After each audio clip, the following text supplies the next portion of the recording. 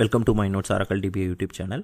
In this video, we are going to cover about what is a synchronous mode replication, how does synchronous mode replication works, and what are the parameters we need to change in the primary server and the standby servers, and what are the advantages and what are the disadvantages. Each and everything we are going to see in detail.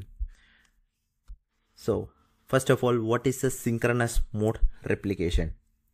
A synchronous mode replications that ensures the transaction on the primary servers are only considered complete once they have replicated to one or more standby servers. So how does it works? As I mentioned earlier, in the synchronous replication mode, the primary server waits for the confirmation from the standby server before finalizing a transaction. This guarantees that data is safely stored on the primary and the standby as well. So there are 4-step process. First step is a transaction initiation. When a transaction is initiated on the primary server, it writes the changes to the wall files. The step number 2, wall shipping. The primary server wall sender process transfers these changes to the standby server's wall receiver process in real time. As a step 3, it will do the acknowledgement. The standby server writes the changes to its own storage and sends an acknowledgement back to the primary server. In step 4, transaction completion. Only after receiving the acknowledgement from the standby server does the primary server consider the transaction complete and report success to the client. So the next step, to configure the synchronous mode replications. So these are the parameter changes we have to perform on the primary server. First thing is synchronous commit. So by default it will be off only, and it provides various options as well, like local, remote write, remote apply, and on. So I will explain one by one in detail. What is if synchronous commit equal to on? Synchronous commit waits for until the wall records are flushed to the durable storage on the primary and synchronous standbys, ensuring high durability. So when I am going to set synchronous commit equal to local, so the commit wait only for the wall records to be flushed to your durable storage on the primary, not the standby. The option 3, synchronous commit equals to remote underscore write. Commit waits until the wall records are written to the file system of the standby server, but not necessarily flushable to the durable storage. Option 4, remote apply. The commits wait until the wall records are applied and visible to the queries on the standby servers, ensuring the highest level of consistency but with the potential performance impact. Option 4, we know that the commit don't wait for the wall records to be flushed, allowing for higher performance but with a risk of data loss in a case of crash. And the next option parameter is synchronous standby names. So we know that if we are configuring one standby servers, we are just making as the standby name as S1, but some of the clients like financial transaction, banking sectors, so what they will do, they will make multiple standbys for the synchronous commit, like S1, S2. So they have a 3 to 4 standbys. So and they will provide the options of some of them are considered as any and some of them are considered as first. So what is the difference between these two options and these two modes? So if you are mentioning as any, the primary server waits for any standby servers which you mentioned over here in the list of acknowledgement the transaction, providing a quorum based approach, which means when the primary as waits for any one of the standby as to just give the acknowledgement, so that particular transaction has been committed on the standby, so it won't cause the much performance impact. But if you are going with the first, the primary server waits for the first standby server in the list acknowledgement to the transaction. For example, if you mentioned as like S1 and S2, so it will wait for that particular standby as to give the acknowledgement. So most of the time, if you are facing any network issue or any standby, so this will cause a huge wall transaction as well, and it will make like a huge performance impact on your production server. So if you are going with that standby, multiple standbys, you can use any which gives avoid that uninterrupted performance. And so what parameter changes we have to perform in the standby servers? So we have to just provide that cluster name. Since we already mentioned all the parameters in the previous video, like wall level and max wall centers, and we have just ensure all the changes. So we are just applying these changes only on the standby servers. The step 3, what we have to do, we have to just restart the servers, and we have to verify the replications status. So what I will do, I will just go back to my Docker machines. So since we have configured on this machine, we can just ensure that replication status, select the star from, how to we can verify that pgstat replication. So you can see that what is the current streaming replication mode. So by default it is in asynchronous mode only, and you can also verify that -grep postgres. So you can see that the wall center process is there, and it's streaming that current wall as well. So you can make ensure whether that server is in streaming or not by using these two things. And also we can confirm that based on that ps-grep sender and receiver process as well. You can perform these changes by using alter command as well.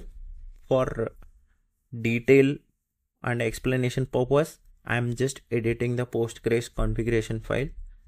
So just go with synchronous underscore commit, synchronous commit equal to on. The next parameter is synchronous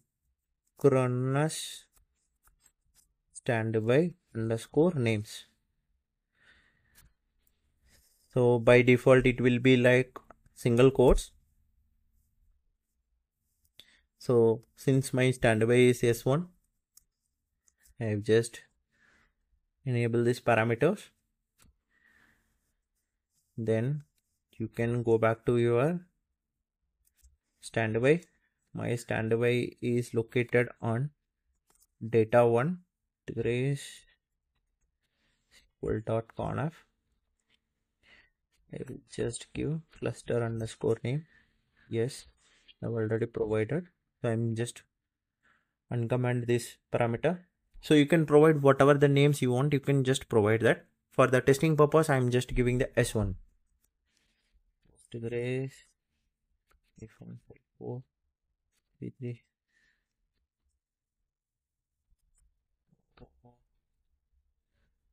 cluster underscore name. Okay, the cluster name is there.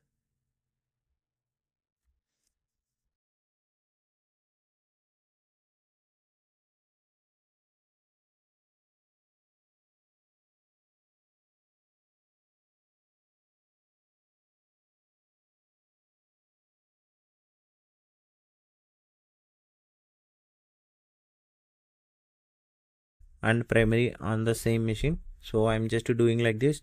You can do in the real time by using the systemctl command. So I will just log into my primary DB.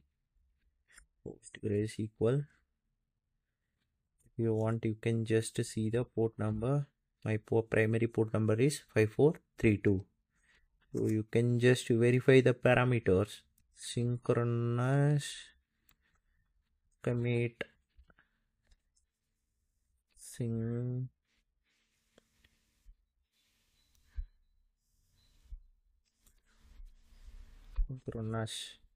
synchronous commit is there, and synchronous standby names. So these parameters are applied successfully. Now you can just verify the select star from pg stat replication. See, you can just see that there is a priority of 1 standby, so it will give the standby. And what is the synchronous state? So it which provides the state has been previously it was like async. Currently it has been changed into synchronous. So this is how you can verify that whether your replication in synchronous mode or asynchronous mode. So we have successfully modified my current asynchronous mode into synchronous mode. In case if you want to disable this, so you can just disable these parameters. Like I will go back to my primary DB, postgres equal dot conf cd data, postgres equal dot conf synchronous underscore commit. So I will just disable this parameter and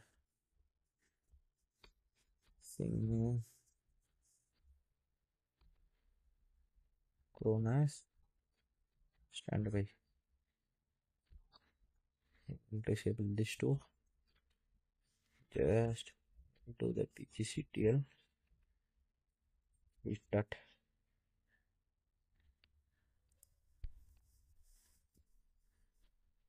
Now you can just log into your primary database. Make sure you logged with primary only, the 5432. You will just see that synchronous is being disabled or not. By disabling this parameter, stat replication. See, once you disable those two parameters, it automatically changes as into asynchronous mode. We are going to see the what is the disadvantages and advantages of this synchronous standby mode. So the advantages is data consistency. Point number 1, ensures that committed transactions are replicated on your standby servers, minimizing the risk of data loss. Point number 2, durability. So which provides the strong guarantees that your data is stored on multiple servers. So what are the disadvantages? The first one is performance overhead. So waiting for the acknowledgement from standby servers can introduce the latency and reducing the overall performance of the primary server. And second thing is availability risk. If the synchronous standby servers are unavailable, the primary server cannot complete the transactions, potentially leading to the downtime. So this also I have covered in that my previous point. So in which use cases the synchronous mode has been utilized? Synchronous replication mode is ideal for scenarios like the data consistency and durabilities are critical, such as like a banking sectors, financial transactions and inventory management, or like other applications where the data loss is very unacceptable. So those kind of environments, they are using this particular synchronous mode replications. So I hope you are clear with the synchronous mode replications. So you can just follow, comment, like and share. Thank you for watching.